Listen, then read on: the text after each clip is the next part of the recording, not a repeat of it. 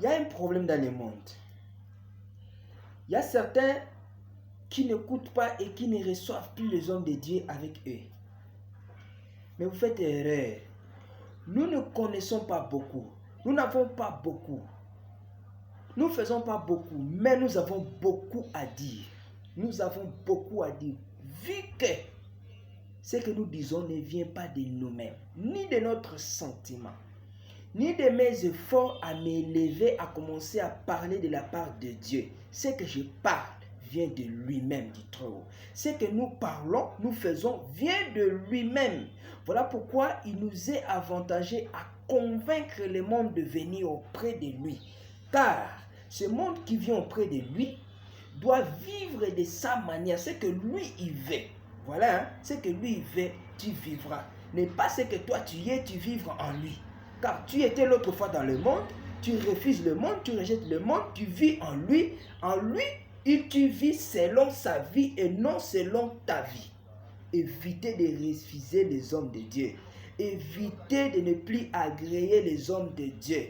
Nous parlons, nous pensons de ce que nous ne ressentons pas. Nous parlons de la part du Seigneur. Ils ont été envoyés de la part du Seigneur. Ils ont fait de la façon du Seigneur a fait. On les a identifiés.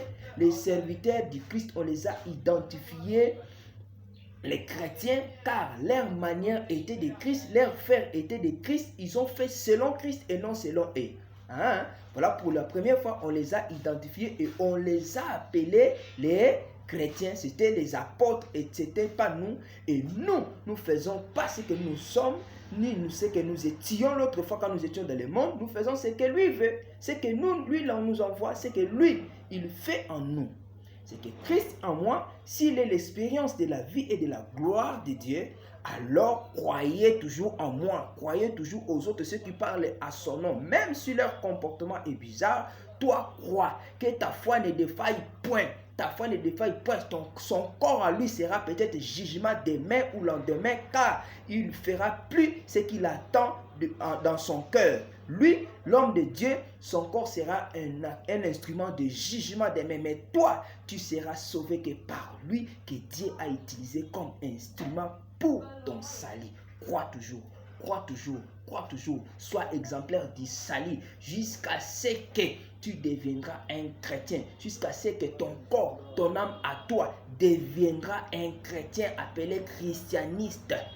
Tu sois un modèle pour Christ, un modèle de Dieu, la vie de Dieu. Que Dieu te bénisse. Partagez, sauvez un tiers du monde qui sont dans des problèmes pareils, qui cherchent la parole de Dieu. Sois béni totalement quand tu écoutes. Non seulement en écoute, à transformer ta vie selon cette parole. Merci. Partagez et abonnez-vous plus pour les nouveaux.